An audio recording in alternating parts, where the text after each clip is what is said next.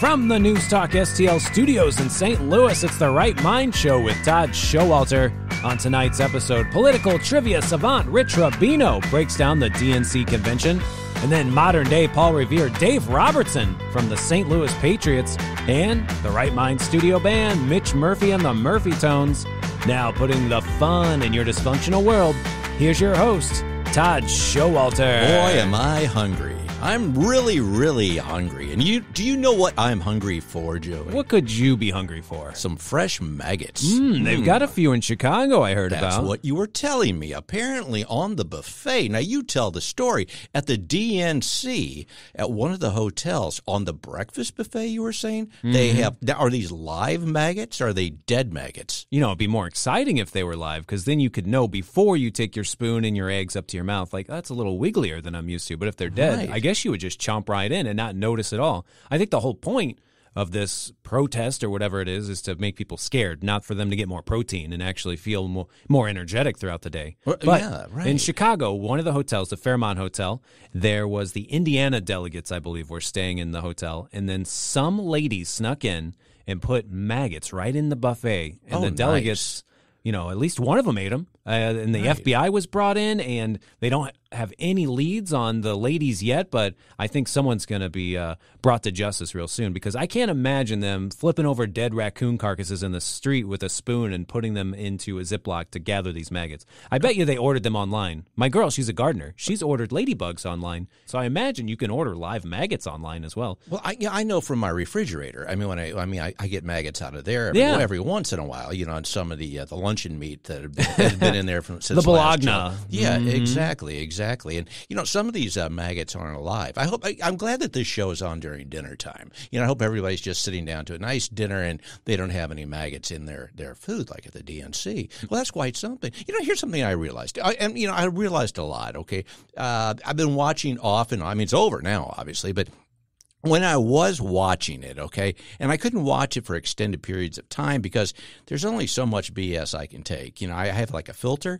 and then after an allergy, yeah, it is. It's an allergy, and it's just, I'm like, oh, please. And you have all these billionaires going up, like, you know, Oprah and all these people that we're supposed to listen to. Not me, of course, because I'm cerebral. I have a brain. But, I mean, these people just going on and on and on. But here, let me just get to my point here. Have you ever known anyone, male or female, that's ever been, like, say, in an abusive relationship? Because here's the thing. You've got all these people at this convention. They're cheering and they're jumping around, okay? And now for the past, 3.5 years, 1 year after another, we've been beaten. I mean, we've gotten like inflation. We've got, we got people flooding in over the border. And then you have these people all happy. But what do the Democrats, what does Cam say? And what are they on? Well, we're going to fix it. Everything's going to be fine, baby. Everything's going to be fine. Don't you worry. And everybody gets all excited like, oh, they ruined my life, but they're going to fix it now. It's like an abusive relationship. It's like America is being abused. And I thought that was very deep and poignant at the time, but I don't know if it was. Do you see where I'm going with this? Yeah, you have an abusive stepdad, but every once in a while he brings you a trinket from the dollar store, and you think, well, he does love me a little bit. That's like the DNC bringing down Lil Jon. Yeah, what? Did you hear when they called down the delegates from Georgia? Right. Lil Jon came out, and he was like, turn down for what? And everyone just got hyped and excited, and they forgot all the abuse that happened before. All the abuse. You're right. I mean, all the things that have happened, but they're going to fix it now. And here's the thing. Usually in abusive relationships, not that I know, because I have a loving wife that I'm not allowed to bring up on the show. You take her to the dollar store all the time, and she buys you trinkets. I let her pick out whatever she wants. She picked out one of those erasers to go on the end of a pencil. She wanted to get two, okay, because she teaches at the preschool type thing. And I said, no, you can only have one. You can only have one. Actually, there were like 6 to a pack. This has nothing to do. It would coddle her to have more than one, because then she'll make more mistakes. I just rip the eraser off of any pencil I give someone. Like, get it right the first time. And eat it. Sometimes I eat it. Yeah, sometimes I do. But anyway, better than maggots. Back to the abuse. So anyway, as far as these people, okay, they've been abused, but now I think they're dependent. They want, the Democrats and Cams and all these people come out and they talk about, oh, we're going to give you this, we're going to give you that, we're going to give you, and so they're dependent on these people, promising them things, and so they continue to be abused. Now, people like you and I, Joey, we don't need anything. We don't need anybody, all right? So we're cerebral. We're independent. We're free, okay? We don't care. But these people, they get all excited over being abused. And that's the little nugget I took away from these horrible past few days of what they call the DNC, which DNC I thought was a rap group. No. That's the Democratic National Committee. Yes. So it's the DNC Convention. But sometimes they do shorten it where the C does stand for convention. Right. We're at the DNC. And it confuses me because I keep thinking people are saying I'm at the DNC Convention, the Democratic National Convention. It's like when you feel like correcting people because they have the PIN number and you're like, well, that's personal identification number. Oh, I get it. You're saying it twice. But I've been corrected. The C can swap genders. It can stand for C Convention or it can stand for C Committee. So it can identify as either a committee or a convention. See, they kept saying the DNC, and like Aerosmith did they teamed up. They did Walk This Way, and I thought that they were like wasn't that the DNC and Aerosmith that did Walk This Way? Yeah, together? Reverend Run, he blessed that song, and then they play it in church every Sunday now. I think you're right. You know, the DNC and the RNC, really, they seem like the worst way to spend 3 or 4 days. Oh. Could you imagine being there?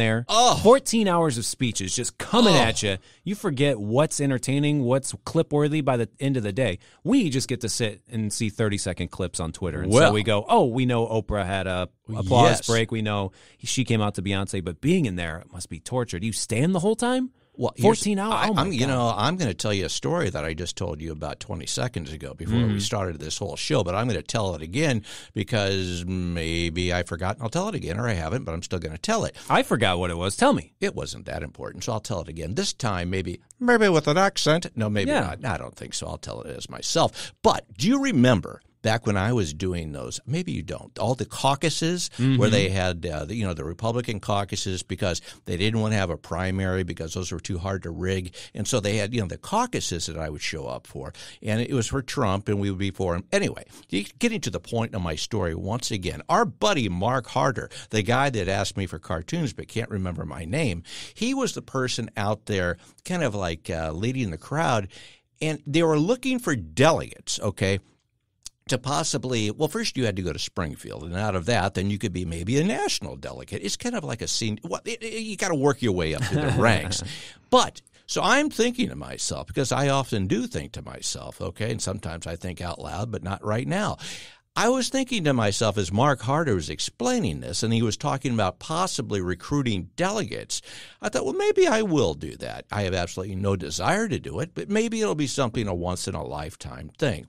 He then goes on with his Mark Harder story, in addition to still not remembering my name, and he says, well, I want you all to know that it's not free. It's not free.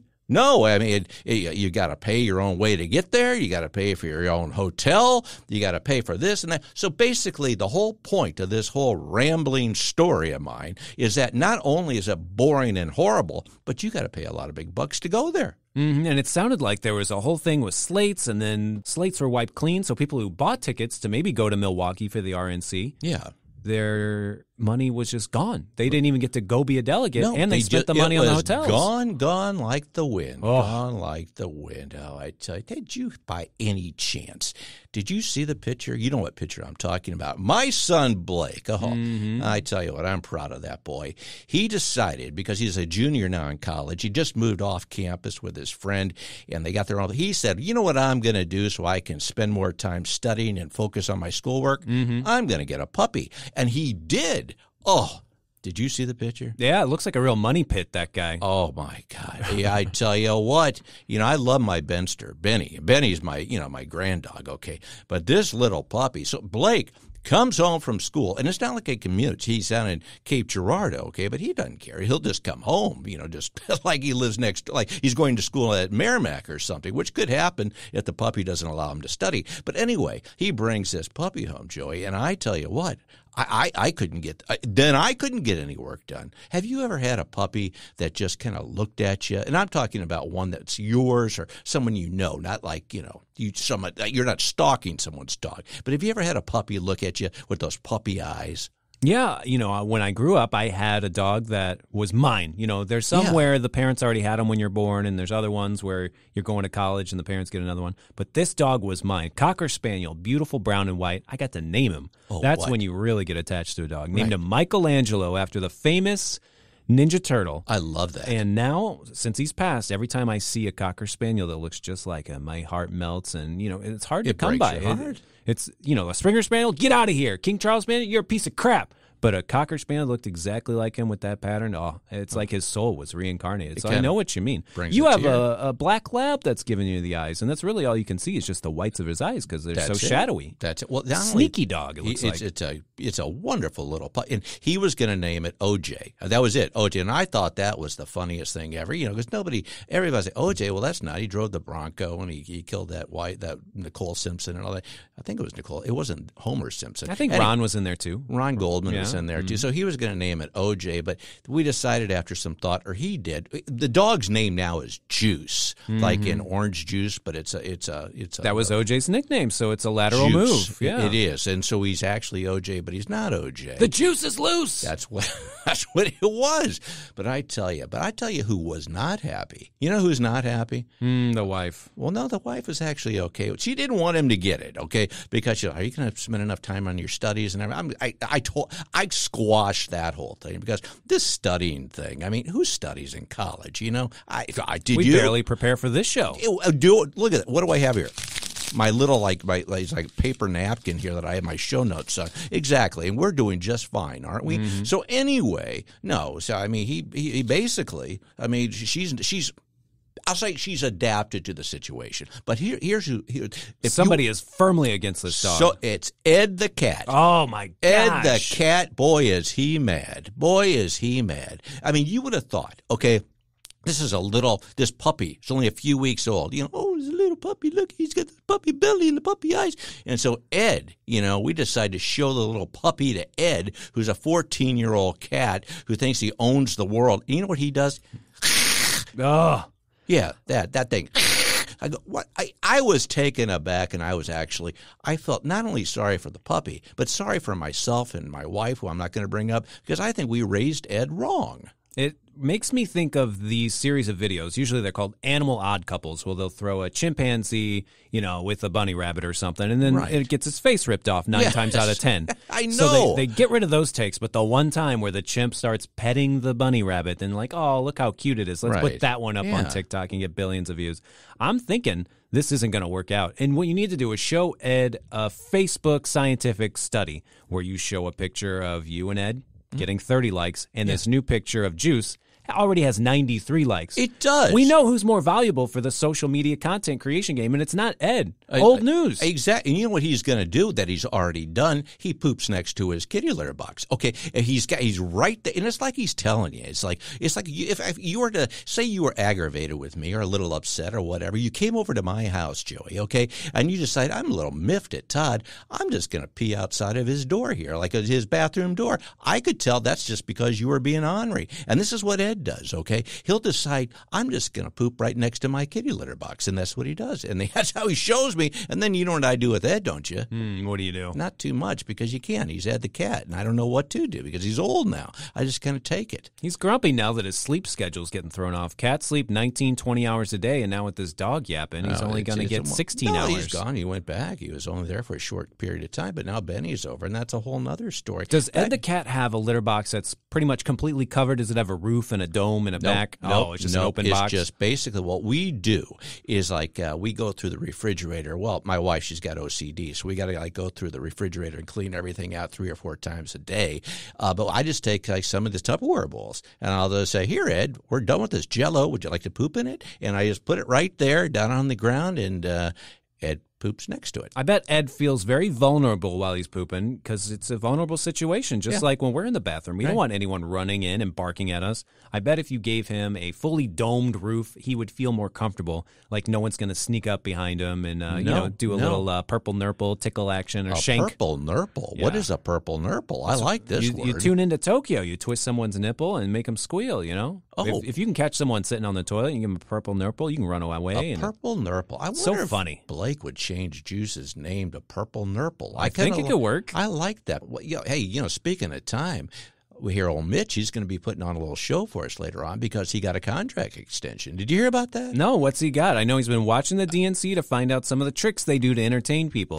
I think that's where he got the idea. And apparently he went into management. He threw quite the stink. I didn't even know management knew who he was because they don't even know who I am, okay? But apparently Mitch, okay, of all people, he went in and he got a big contract extension, and he may be doing the show all by himself. It sounds like there was some sort of corporate structure in this gig that I had no idea about. There's a whole HR tree or something, and now I don't want to be a part of it. You and I, we're not part of any corporate structure. These walls can't contain us. We don't do it. We can record this show in a dumpster if we wanted. We take the little microphones with us. We have a little generator. Boom. We can record the show anyway. No, you know why? Because we're free, dang it. We're free. Unlike these people that are dependent, like we were just talking about, the Democrats, that are dependent on their food stamps and cubicle their prisoners. That's what I call that's what I call it. I call it cubicle prison. That's exactly what it is. Corporate prisons are what they are. I told you about the time I accidentally was in the corporate world for like a week. Did I tell you about this? And I think I've told it to you, about 40 or 60 times? How many times was it? This is kind of a prison here in the story again. But we have new listeners every 15 minutes. They turn off the show, and then a new person walks by the boombox we leave by the bus stop. Yeah, and some of them are older, and so maybe they forgot it. But no, I was that was one of the best feelings I've ever had in my life. I was in a corporate prison for like about a week, and I looked around at all these people that looked like death, and they were like 90 years old, even though they were like 20s. And I just said, they said, well, we'll see you on Monday, Todd. And I said, no, you won't. I'm done. And I walked out, and it was like Shawshank. Crawled through poop and got out of there like Neo in the Matrix. I think we did still tell two different this movies. story. I think we did tell this story because I remember crawling through the poop. Yeah. Something they did here with my raise and promotion at News Talk is I have to be in the building from 11 a.m. to 6:30. Are you serious? Which means I'm actually getting less work done because people like to chit-chat. Quick chit-chat? No, thank you. Please move along. Oh, well, you're right there and you're sitting in the corner, so you have to listen to my chit-chat.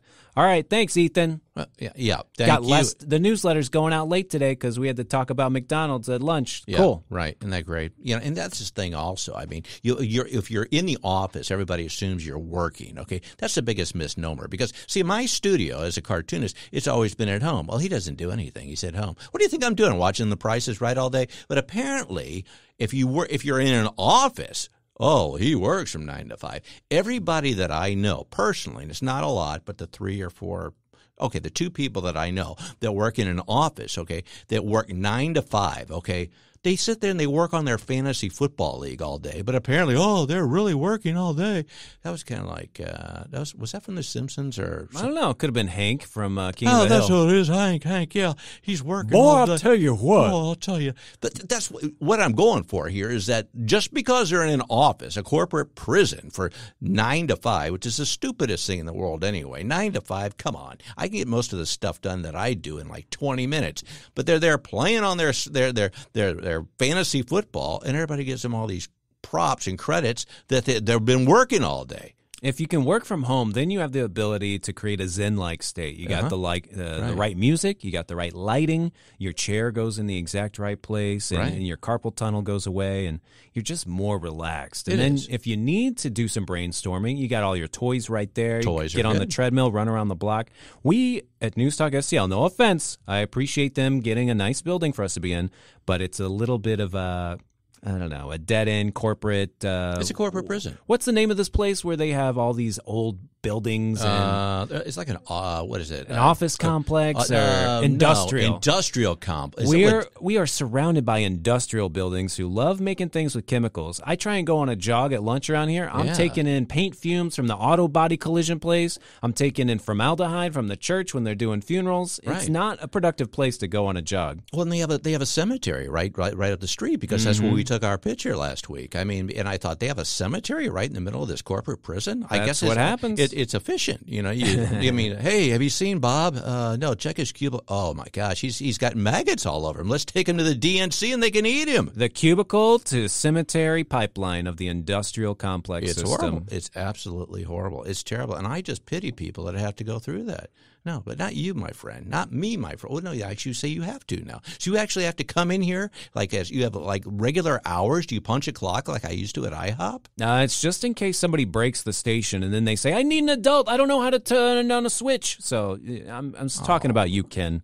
Ken's the one who freaks out when he breaks the station. He's like, somebody fix this for me. And then I come in, I flip a switch, and it's all good. What if you said no? What if you said no? Station would be off the air, and we'd all lose our jobs. Yeah, well, then you could do that, and you could poop next to the kitty litter box with Ed. I do provide a valuable resource. You know, there's what I consider this like a moving train, this radio station. It's live all the time, and it's not stopping at any point. No. My show that I do is on at 4 o'clock, and I have to be there no matter what, no matter where I'm at. Right. But other shows, now that I'm in the building, they'll ask me for help, and I got to fix them. Larry Connors, the great Larry Connors. Yeah. His show was accidentally playing the wrong one the other day, and I had to go in there and quick, I kung fu'd it, and then I fixed it. Wow. And then, you know, the rest of the show was all great. But if I wasn't here, the show wouldn't have gone on the way it was. Sponsors would have been mad. Money would have been lost. I deserve a raise every time I fix a problem like that. Right as you were finishing that story, Mitch just flipped us off and walked out the door. Give him a raise. I don't know what seems that's unhappy. What was that all about? I guess we weren't talking about him enough. Well, I'm sorry about that, buddy. I'm sorry that I will come and rescue you. It'll be like Shawshank for the second time, and I'll tell the story 4 or 5 more times, and you'll get to relive my freedom like I did. And this is the part of the show where you tell your dad, you can turn it on now. Wait, I don't know how he can hear it, but Rich Rubino's coming, so Todd's dad, turn on the show. I know you're not listening yet, but you will feel this. That's right. That's right. We got a big show, actually. We got Rich Rubino who's going to come on and tell us all about the mayhem and hijinks that they did have at the DNC. So, hey, Dad, you can turn it on now. And like you said, and so he's coming on. And we also have our favorite STL patriot, Dave Robertson. Modern day Paul Revere, someone has called him. I've never had a conversation with Dave, even like accidentally, like when I bump into him at Aldi, which has never happened, where he doesn't have something really, poignant and important to say. Well, we got a good show. When we come back, again, we got Rich Rubino, we got Dave Robertson, we got Mitch, who's flipping us off and apparently has a contract extension. It's going to be a fun show. In the meantime, I'm Todd Schowalter, along with my good bestest buddy, Joey B. This is The Right Mind Show. We'll be right back. Coming up next on The Right Mind Show with Todd Schowalter, political trivia savant Rich Rubino.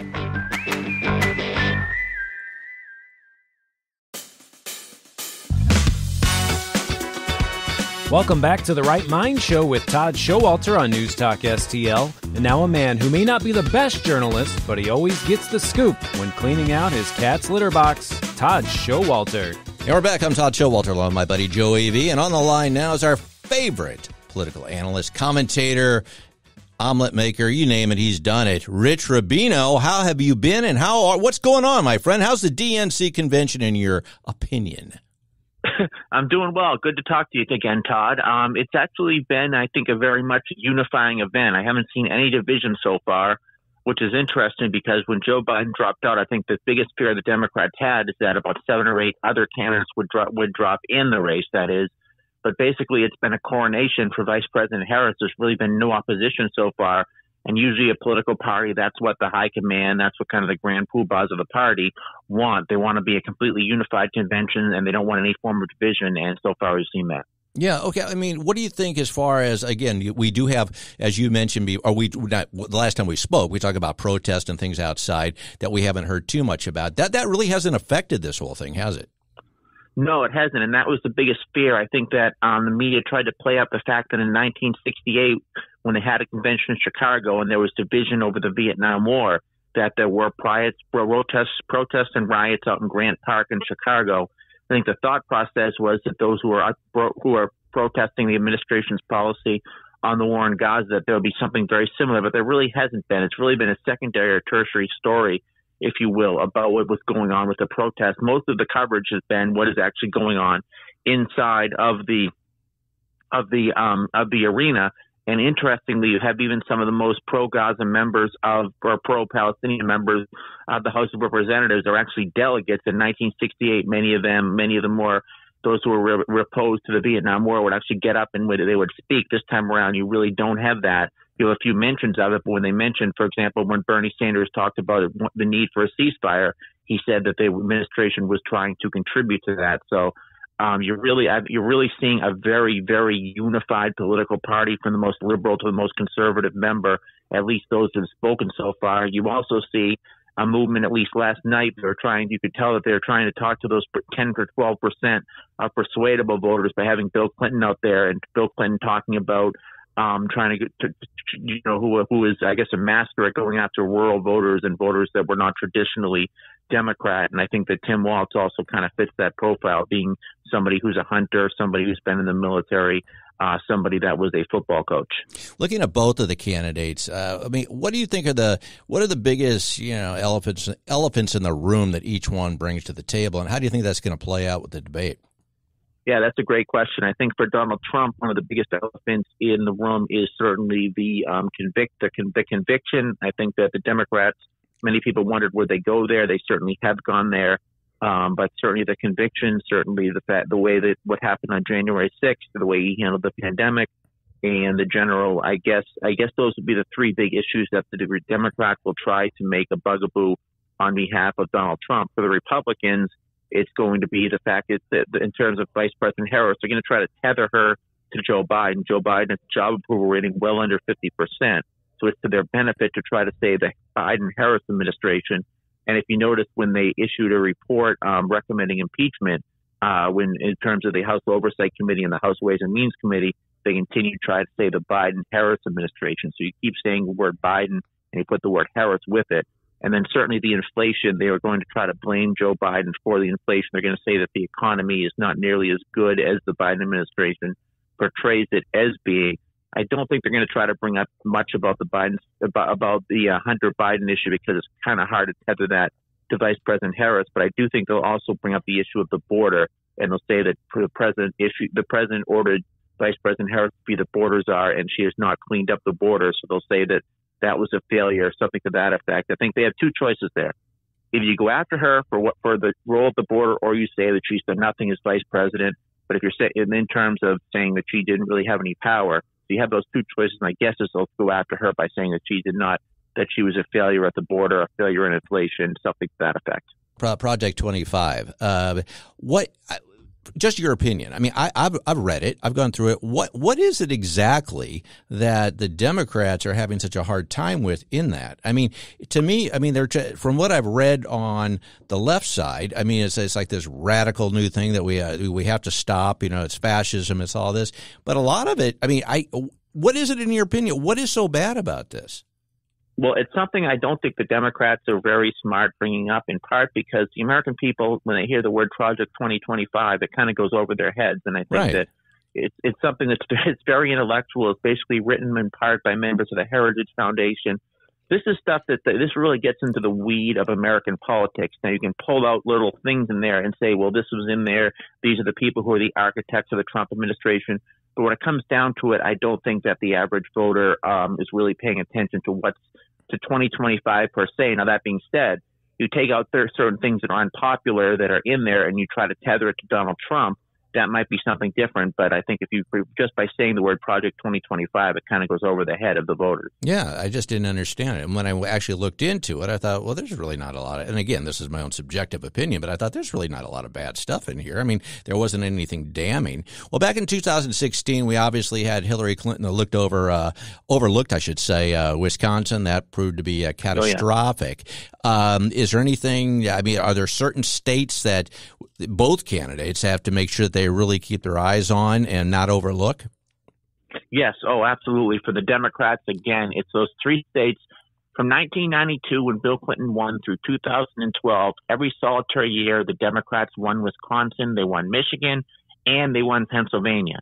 In 2016, in part because Donald Trump was a different type of Republican, a Republican who was opposed to free trade, which is very unpopular in those three states, he was able to bring back all three of those states.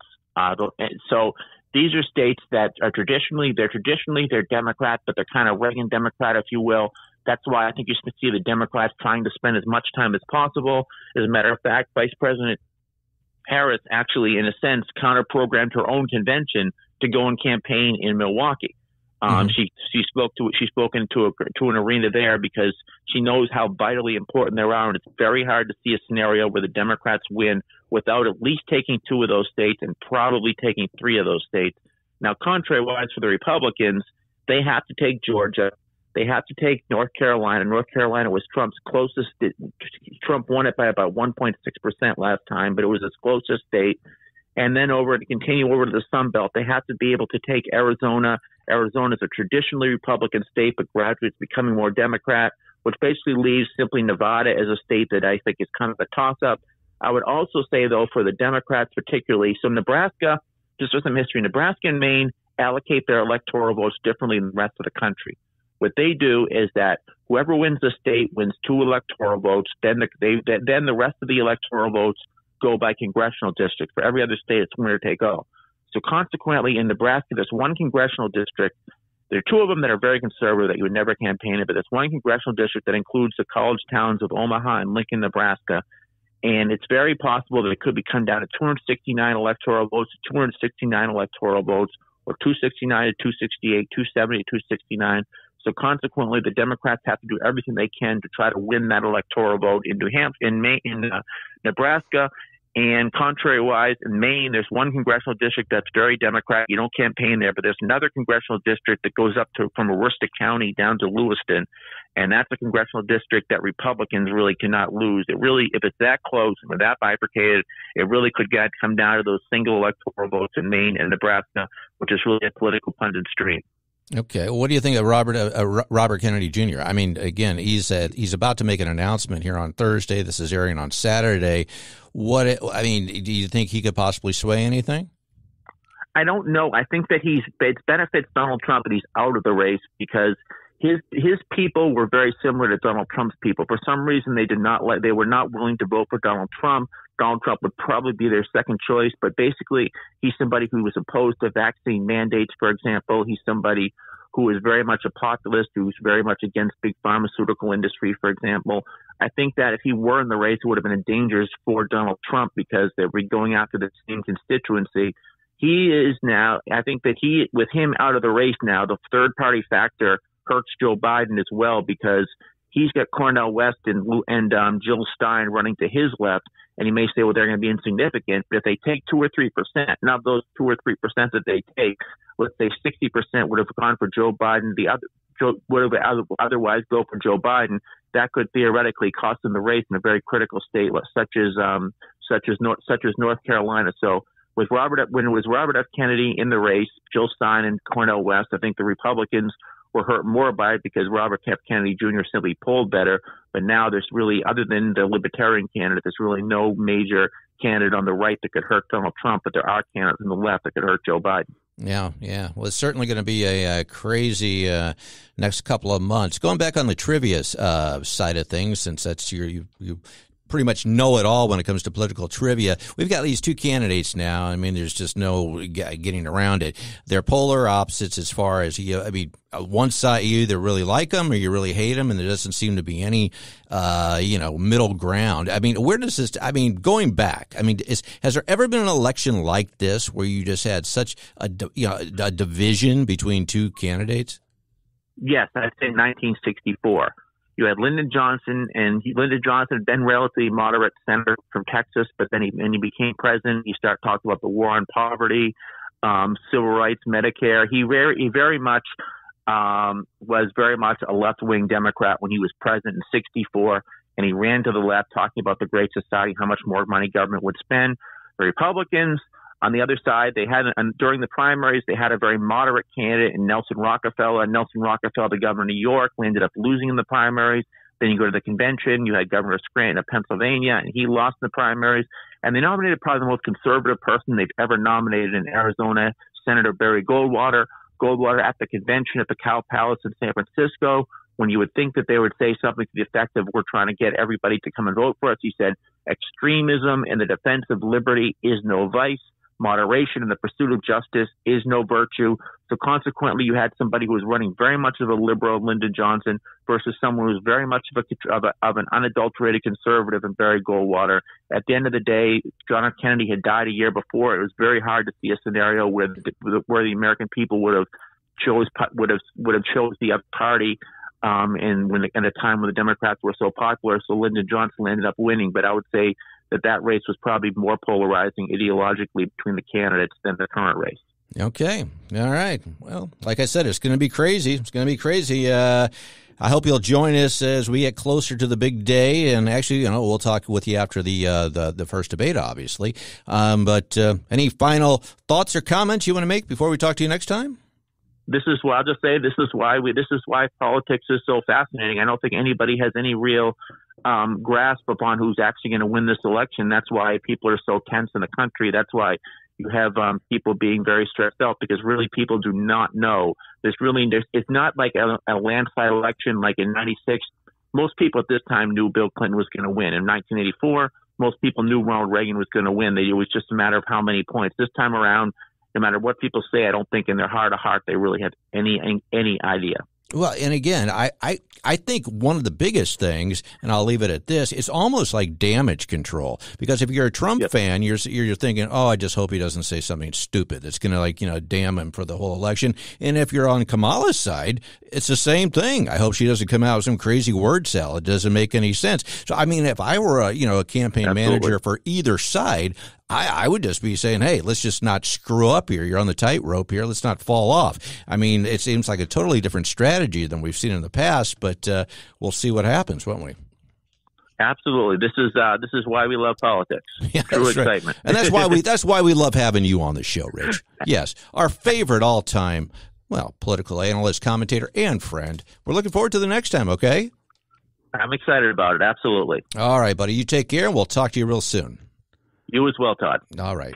Bye-bye. Well, I tell you, Joey, it is kind of that way. It's kind of like when you're looking at almost like gymnastics and they're on the balance beam, saying, gee, I hope, they don't fall, or figure skating, or like the luge, or maybe like, cannonball shot putting. I'm just getting way out there. What I'm saying is you want to make sure that the one of them doesn't screw up. It's not a matter of doing something brilliant. Just don't screw it up.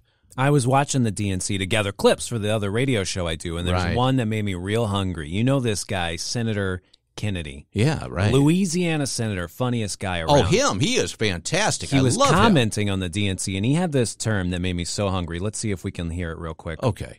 The speech to me was basically a baloney blizzard. A baloney blizzard. That makes me want to go to Dairy Queen right now and order a baloney blizzard. And if they don't have the baloney, I will hand it to them on my hand, face up. I don't know which side is the right way to hand a bologna. And I'll say, put this in the blender, my friend. It doesn't work. Because Kennedy demands I eat a bologna blizzard. I gotta just let you in on this one, my friend. I have not often, one time I offered my bologna to Dairy Queen to put in a blizzard, and they called the police. I said, I want you to put my bologna in this blizzard, and they said, we are calling 911 right now, and I'm offended, and I got out of there. That's why I don't eat sweets. I can't. Well, that's one of them. But bologna is the food of the people, the young people, the J.D. Vances who were meth-toothed homeless people when they grew up or whatever. Trust me on this. You go to any fast food place and say, I want to put my bologna in your food, and they'll kick you out. They will. It's not even ice cream. They're so precious about it. It's legally not ice cream because there's not enough milk in it. They have to call it dessert treat over at Dairy Queen. Who do they think they are? I don't care what they call it. They just won't let you put your bologna in it. I tell you what. When we come back, we're going to be talking to the modern-day Paul Revere, Dave Robertson. He's going to be joining us from STL Patriots. In the meantime, I'm Todd Schowalter along with Joey V. This is The Right Mind Show. We'll be right back. Coming up next on The Right Mind Show with Todd Schowalter, modern-day Paul Revere, Dave Robertson.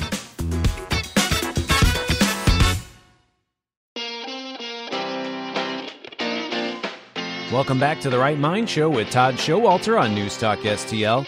And now a man who is no longer allowed to dog sit after feeding his son's puppy some peppermint bark, Todd Schowalter. And we're back. I'm Todd Schowalter, along with my buddy Joey V. And on the line now is the modern-day Paul Revere himself, Dave Robertson. How's it going, my friend? What's new with the Patriots and everything else going on in St. Louis? What wars are we fighting? Well, thanks for having me on, Todd. Lots been going on recently. There's a variety of things I could talk about. Again, I appreciate you guys having me on here. Sure. So one thing is I was working for the Bill Eigel, or volunteering for the Bill Eigel campaign. Right. And that, obviously that election occurred a few weeks ago, and that was pretty busy. But was a good fight to be in. Yeah, he had a good campaign. I mean, I voted for him, and he was really getting momentum. Again, obviously, Mike Keogh won, but I said on the last week, I don't know anything about Mike Keogh. I mean, I don't know. He didn't go to any of the debates. I saw a few of his signs and billboards, but I don't know much of anything that he stood for. But I mean, Bill Eigel, on the other hand, I mean, he was out there hustling. He was getting the word out. So even though he did not win this one, I think he got enough momentum that we will be hearing about him again, don't you?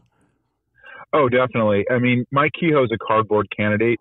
He was the handpicked establishment Rhino swamp candidate. And of course, none of us know anything about him because he doesn't stand for anything. Okay. And like you said, I mean, in my view, like you said, he didn't go to either debate, so that was a massive disrespect to the people of Missouri, I think, and I don't think anyone should have voted for him. But he had the whole system behind him. I think he outspent Bill Eigel 6-1, and it was an interesting race because you also had Jay Ashcroft was a third main contender, and a lot of people thought that Jay Ashcroft would win or that he would come in second to Mike Kehoe. And in fact, what happened was Bill Eigel came in second. Bill Eigel got 33, I think it was 32 or 33%. Mike Kehoe got 39%. Jay Ashcroft got 23%. So Bill Eigel did a lot better than expected. And I actually have an opinion that it's possible, it's very likely, in fact, that Jay Ashcroft was run as a foil candidate by the establishment to siphon votes away from Bill Eigel. Really? Because if you add up, that's what I think personally, and I have a couple of reasons why. But I think whatever you want to call them, the deep state, the swamp, the rhinos in Jefferson City, I think I think Jay Ashcroft may have been, and I don't have proof of this, but he may have been paid off to run as a foil candidate. Because if you add up Jay Ashcroft's votes and Bill Eigel's, it's well over Kehoe. And if even say 2/3 of the voters who voted for Ashcroft if Ashcroft hadn't been in the race, voted for Eigel, he would have won. So the other thing that's odd to me, I'll just tell you, is I was the Iron County. I lived down in Iron County, and I was the coordinator for Bill Eigel down there. And I drove about 1,000 miles through southeast Missouri a couple weeks prior to the election, putting up signs. We did a car parade for Bill Eigel. I saw 2 signs for Jay Ashcroft in the entire part of southeast Missouri I drove through. Saw a lot of Mike Kehoe signs, saw a lot of Bill Eigel signs. So Jay Ashcroft had literally no ground game. I'm not quite sure. So that makes me wonder about his campaign. I have suspicions about his campaign. Yeah. Okay. Well, you mentioned like the swamp, and we talked about deep state and stuff like that. A lot of people that I've talked to in the past, I mean, they always associate that with Washington D.C. The feds and everything. But I mean, how does that? I mean, again, I've talked with more and more people recently on how that actually plays out on the state level. I mean, what's your experience of that? Yeah. Well, that's a good question, Todd. And I was also when I thought of the deep state. A few years ago, I thought of Washington, D.C., but there's kind of a mini deep state in Jefferson City. And I've been down there a number of times. Many times I go into a representative's office. There's someone in a suit in there, very well dressed, pretty slick, is obviously a lobbyist. So there are lobbyists down there that have a lot of money with corporate interests that are constantly trying to get the ear of the representatives. And if you look at the leadership of the Republican leadership in the Senate and House, they literally consistently sabotage conservative legislation. And this has happened so often that I'm convinced that they're bought off. I think they're outside money interests that, in fact, I actually know a rep who told me, I won't say his name, but I may have mentioned this in a previous show, but he was newly elected to his district, got to Jeff City, and there was an envelope on his desk and basically said $20,000 to a PAC, which basically is kind of pay to play. If you pay that money, that PAC will help you get reelected, will support your legislation. If you don't, they'll ensure you don't get reelected. So there's a lot of corruption in Jefferson City as well as DC. Yeah, one thing, if I were ever to run, what I would do, and I don't know why more people don't do it, I would just make it a point that I'm going to be not 100, but 1,000% transparent. I mean, I would just say, look, you can have access, whether I did it with a website, whether I did it with something else, but I would just give my constituents and the public in general, the media, whatever, total access to any, if I had bank accounts, if I had anything, you just go on my site here and take a look. I mean, look, I would be so crystal clear transparent that there would be no question about it. Why hasn't anybody else said, I'll do this too? Yeah, and I think the reason is because if they were transparent, it would, what would be revealed is that they're not serving the interest of the citizens of Missouri. They're serving their own special interest, and they're lobbyists and out-of-state billionaires who pay them off. I think that's what would be revealed. And it's interesting because the treasurer race, I supported Lori Rook, and she didn't win, but her whole platform was transparency. She said, I'm going to show all, the records of the state financials to the people of Missouri and show them what the state is spending money on. And that should be a no-brainer, right? That's like no kidding. If you're a representative of the people, you should be, and you're spending the people's taxpayer money, you should show them what you're spending it on. But but when she took that platform, she got an incredible amount of resistance from Jefferson City, from the representatives there, and a lot of folks in Jeff City. And as far as I know, she was the only candidate out of, 5 or 6 for treasurer that took that stance. So it's interesting why is transparency so rare and why, when you take a stand for that, are you attacked and maligned? That's my question. Well, and you mentioned like the cash on the table type of situation. If they don't take it, they'll make sure you do lose. How are they going to make sure you lose? I mean, if you have enough voters behind you, I guess it's just getting the word out. It's just a matter of, hey, this is what I'm doing, and if you're going to quash that. But I mean, I don't think people. I mentioned this to somebody else, and they said, well, that would just be a disruptor. How is it being a disruptor? Just being totally honest and open. I mean, again, you talk about your constituent. If you're a representative, okay, what does that word even mean? You're there to represent your constituents, not there to get rich. And if that's the case, if that's otherwise, then you shouldn't be my representative. There are a few representatives that I know that represent me that I'm not too fond of because I don't think they are out for my interest, and I think they've got to go, and hopefully they do. Yeah. But I mean, I think mandatory transparency to all that would solve a lot of these issues, and obviously the powers that be don't want that to happen because it would break the money machine. But it would. Yeah. And doesn't that also filter down? Because we mentioned Washington, we mentioned Jeff City. Yeah. I think it filters down to the cities. I think the city of St. Louis, we have a horrible problem. I mean, what in your opinion do we have to do? Well, that's a good. Yeah, I mean, I agree with you 100%, Todd. And I think I'll mention. I think we need to get rid of corruption at the local level too. Mm-hmm. And that's one reason I created this distribution list. Was to. It's kind of like there are these YouTube audit channels, and I happen to be involved in a video just kind of coincidentally over the winter. And these channels, what they do is these guys who run these channels go into like county government. And they try to expose corruption, or they'll just exercise their constitutional rights, and they get attacked, and then they post a video to their channel, and they have something like, a lot of these channels have a couple 100,000 subscribers. So then the subscribers will call in and basically flood that county government if there's a corruption issue, and get the county government to relent. And so I think that's one thing we can do, and that's what I hope to do with my list is, build it out, make it bigger, and that way you can expose, even on a local level, you can expose corruption, and then ask the members of your list to call in, write letters, send emails, or maybe even have a protest, and that can exert pressure on those officials. Because I think there's corruption at all levels, like you were saying, that D.C., Jefferson City, local county governments, because that's the nature of mankind, and that the founders understood that mankind is prone to be corrupt, to abuse power, and I think we can fight back if we think strategically. Well, my friend, we're out of time, but again, I want to thank you. I can't wait until the next time you come back on because, seriously, we always have such great discussions, and you always have a lot of wonderful stuff to bring to the table. So till next time, thanks for joining us, Dave.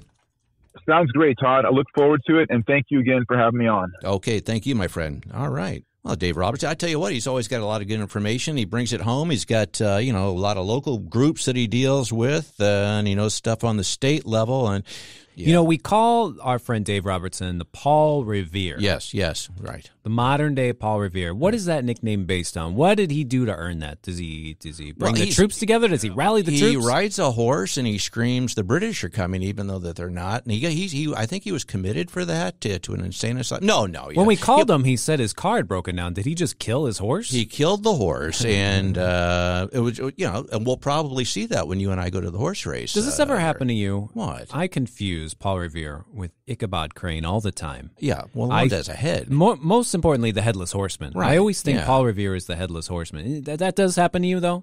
But no.